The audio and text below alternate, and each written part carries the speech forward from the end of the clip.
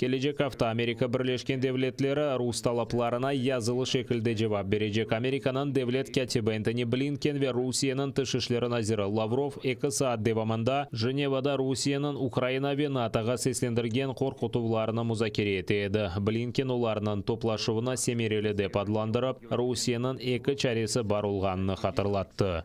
Ми можемо продовжити роботу щодо спільного розвитку взаєморозуміння, яке забезпечить нашу взаємну безпеку. Але це залежить від того, чи припинить Росія агресію проти України. Тож вибір за Росією. Вона може обрати шлях дипломатії, який приведе до миру і безпеки, або шлях конфлікту, який призведе до тяжких наслідків. Сполучені Штати, наші партнери та союзники в Європі готові зустрітися з Росією на будь-якому з цих шляхів. І ми продовжимо підтримувати Україну. Lavrov bu koruşuvunu ara koruşuvu dep adlandırıp Garbi devletlerine Rusiyani anglamağanında qabatlay. Onun fikrine göre NATO kenişlenmemeli. Her şeyde Ukrayna ve Garbi memleketler qabatlı dey. Президент Зеленский, которого взяли под свое крыло наши западные коллеги, опекают его, поощряя на любые выходки, заявил публично, что если кто-то чувствует себя русским из граждан Украины, то пусть он убирается из Украины в Россию. Вся вот эта истерика, которую сейчас раскручивают наши западные коллеги, она направлена на то, чтобы если уж не спровоцировать какие-то украинские силовые действия на Донбассе, то как минимум, чтобы прикрыть линию киевского режима на полный саботаж минских договоренностей. İşgalciler Şarkı Cebede artilleriya kullanıp ateşkes rejimini bozgan. Birleşken Kuvvetler Operasyası ştabında bildirgenlerine göre Ukrayna arbileri arasında insan gayıpları yok. Düşman opытны kasabasını korşalagan Ukrayna arbileri pozisiyalarını 120 kalibrlı mayınlarının ucum etken. Zolotoy 4 kasabasının yönelişinde ise 82 kalibrlı mayınlarını taşlagan. Bunun beraber Lugansk vilayetinde Rusiyanın Arlan 10 pilotsuz uçucu aletinin uçuşu kaydetilgen. Katerinovka ve Marinka kasabalары civarında düşman çeşit granata atıcı irtibatlarının ateş açқан. Українські захисники відкривали вогонь у відповідь, не застосовуючи заборонене мінськими домовленостями озброєння, та змусили противника припинити обстріли. Завдяки зусиллям наших воїнів рубежі українських підрозділів залишилися незмінними. Станом на 11 годину ранку, 21 січня, порушення режиму припинення вогню з боку російсько-окупаційних військ не зафіксовано. Підрозділи Об'єднаних сил продовжують виконувати визначені завдання з відсічі і стримування збройної агресії Російської Федерації. Rus maxsus xizmetlері незарет еткен телеграм-чат вастасынан тәсіл алған Али оқуов юртынан майынланмасына сымарлаған. Украина телекестілік қызметінің қадимлері Кривой Рог Милли университетінің колледжі майынланмасы аққанда ялан айтқан еркекні тұтты. Оны 6 елға қадар азатлықтан марум ете білелер. Тұтылған еркек колледжінің майынланмасына Rus maxsus xizmetlері контроль еткен қапалы телеграм-чатлардан бірінде сымарлады. Мутихассислар оқуов юртына теш кірді, ама майын тапмады. Украина телекестілік қызметінің қадимлері сақты майынлану фаққанда хабер еткен еркекні тез белгіледі. Обыны дистанцион шекілді оқымаға істегені себебінден япқанын аңлатқан. Наразі такі чати, що надають послуги з організації псевдомінувань, використовуються країною-агресором як один з інструментів для штучного поширення панічних настроїв в Україні. Анонімний лист про замінування відправили 20 січня на електронну пошту гарячої лінії СБУ та самого коледжу. Автор повідомлення представився російським терористом і вимагав 250 тисяч гривень викупу, щоб теракту не відбулося. Правоохоронці відразу провели необхідні перевірки та не виявили жодних вибухових предметів і речовин у приміщенні навчального закладу. Киев, Львов, Ровно ve başka şehirlerde mekteplerinden saxte mayınlanması hakkında bildirmeler peyda oldu. Mutaxassislar mekteplerini teşkirgende talebe ve hocalarının epısını tahliye etti. Çok şehirlerde talebelerini okuvunun distansiyon şekline geçirdiler. Yıl başlığından beri Ukrayna'da okuv yurtu, hükümet binası, metropoliten, vokzal, havalimanları ve hatta prezident ofisinin mayınlanması hakkında saxte bildiruvler gelmekte. Мета спецслужб країни-агресора очевидна. Це створити умови додаткового тиску на Україну, а також посіяти тривогу та паніку в суспільстві. На жаль, такі інформаційно-психологічні спеціальні операції – це реалії сучасних гібридних воєн, і ми маємо чітко це усвідомлювати.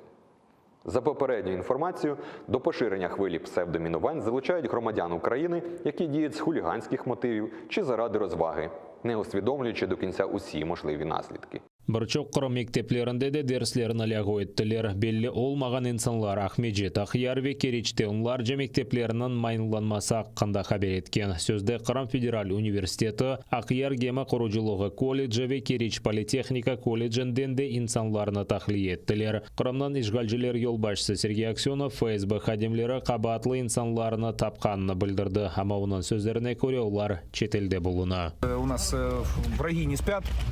Мы сейчас только разговаривал с начальником управления Федеральной службы безопасности по Республике Крым. Сообщение о минировании активно поступает по городу Симферополю, по городу Герой Керчь и по Советскому району. Сейчас пошли по техникуму. Звонок был. Все это сообщения идут из-за границы. В данном случае это не внутри российские, так сказать, провокаторы, а именно заграничные. Адет уздыре 10 рублелік капиклерінен. Қырым бірдемлігі координаторы Мустафа Сейдалиев ишгалжілер карантин қайделеріні бозды деп белгілеген 10.000 рубле пара жезасына одеді. Кечкен сене ноябрінен бұрынды о онларжы Қырым татарларынен берабер Хизбут Тахрирге алақасы бар деп терроризм ве Русияда акимиетіні күчнен запт етмейін тұлыбында қабатланып, 13-тен 18 жылға қадар махкем етілген ватандашларымызға қол тұтмақ үшін ачық махкеме отырышына келген еді. Анда мабуслерінің шығарылған қарарға шикаеті бақылайды. Ишгалжілер топлашқан инсанларыны махкеме салонына қоймады. ОМОН ве Росгвардия инсанларыны тұтып полис бөліклерін алып кетті. Анда эркеске карантин қайделері бозылмасы мадде бойынша протоколлар тізілді. Ишгалжы махкемелер эркесіні қабатлы оларақ танып, 5-тен 30.000 рублеге қадар пара жазаларыны белгіледі. Суд не услышал ни единые доводы защиты о моей невиновности, а наоборот признал обвинительный приговор и назначил мне наказание в виде штрафа в размере 10 тысяч рублей. Сегодняшний штраф я оплатил благодаря средствам, которые были собраны в рамках общественной инициативы «Крымский марафон». Этот марафон нам показывает то, что мусульмане в Крыму и за его пределами не только словом, а делом доказывают свое единство, доказывают то, что они не оставляют друг друга в беде, всегда готовы помочь в трудную минуту. Эпинізден Аллах разы болсын, жамаат, çok sağ olunuz.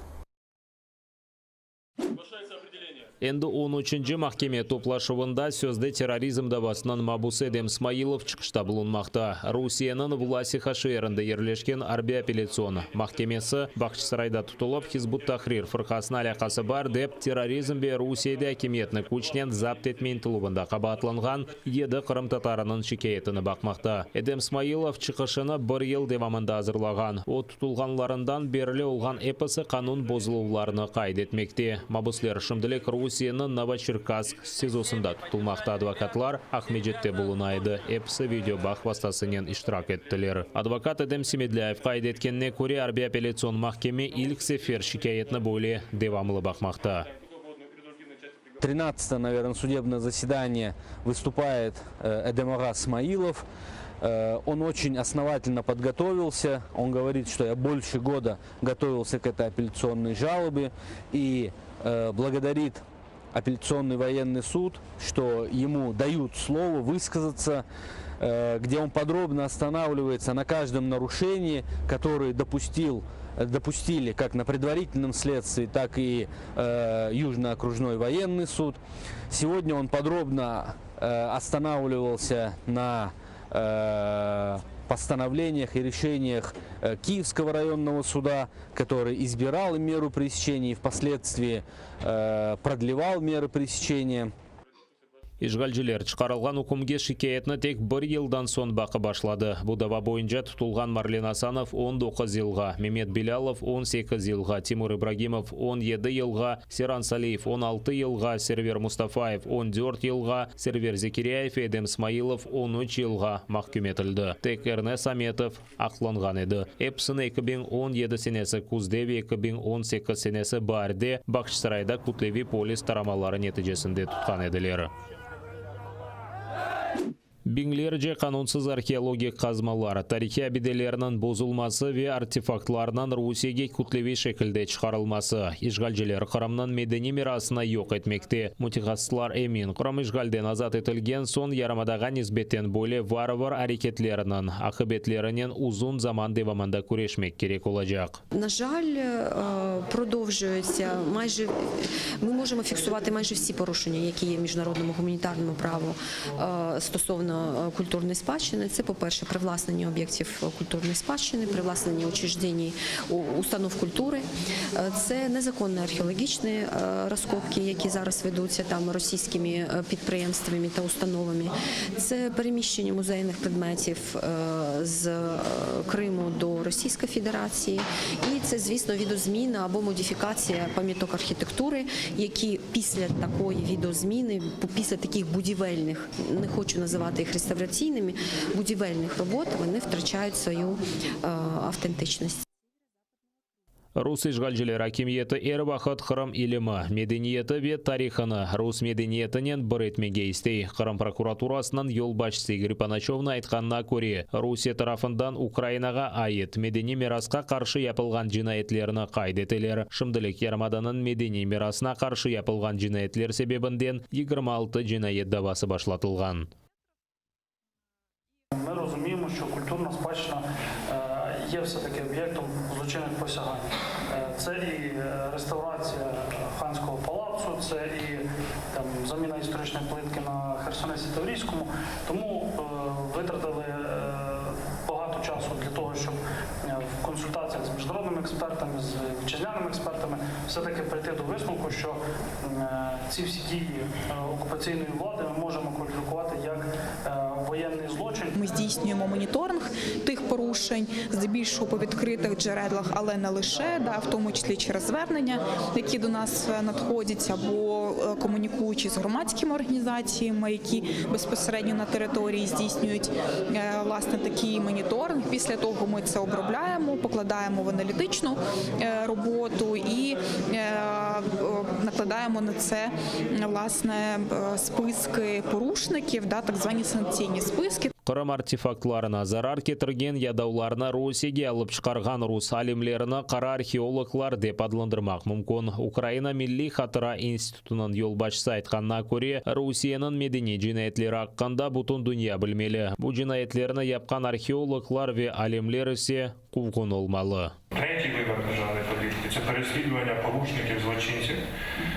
Грубо кажучи, ті скарби, які є, вони мають стати отруйними скарбами в руках окупантів. Грубо кажучи, музей незаконно вивіз картину, музей має бути зашеймений на весь світ.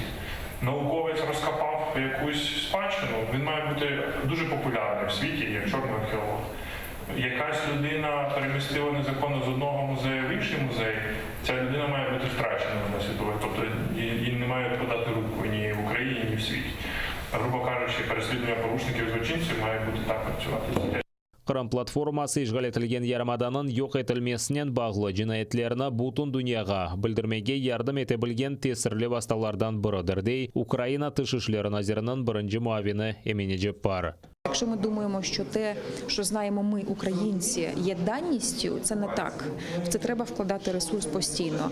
В політику невизнання, в політику того, що робить Російська Федерація в окупованому Криму щоденно, як вона заміщує населення, як вона вивозить культурні об'єкти і артефакти, як вона проводить незаконні археологічні розкопки, як вона проводить незаконні виставки, як вона проводить незаконні реставраційні роботи. Це все є те, що потрібно в щоденному режимі пояснювати. І це не є дані, що всі просто по умовчанню будуть це знати. Тому Кримська платформа є елементом і механізмом такої роботи, такої адвокації в різних формах. Друге, ми маємо, очевидно, випрацьовувати міжнародні механізми захисту культурної спадщини. У нас є вже позитивні кейси щодо, наприклад, скіфського золота, але таких кейсів має бути все більше. Амстердам махкемесінің скит алтынларыны Украинаға қайтармақ қарары Украинаның медени жебесінде бірінші ғалебе oldu. Bu kıymetli toplam 500'den ziyade artefaktan ibarettir. Skit алтынлары Qrim işgal etilmezden Fleming'de açılgan sergide taqdim etmek için alıp çıkarıldı. Son işgalciler dünyaya bu toplam Rusiyaga ait olganını isbatlamağa istedi. Fakat Amsterdam mahkemesinin skit алтынларыны Ukrainaga qaytarmağa qararına aleda şikayet etmedi. Rusiya bunu yanvarının 26'sına kadar yapmasa skit алтынлары Ukrainaga qaytarılacaktır. Inna Polikova, Eldar Ismatov, Zaman, ATR.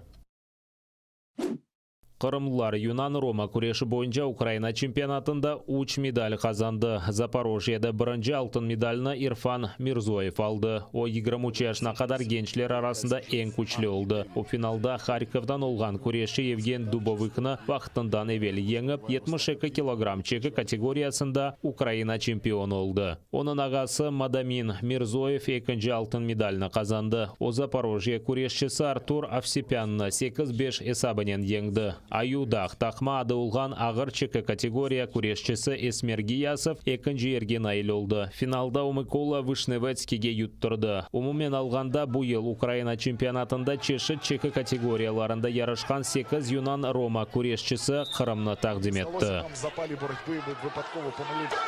З'єднується зараз Овсепян. Це вже краще, якби трошки глибше. Уважно.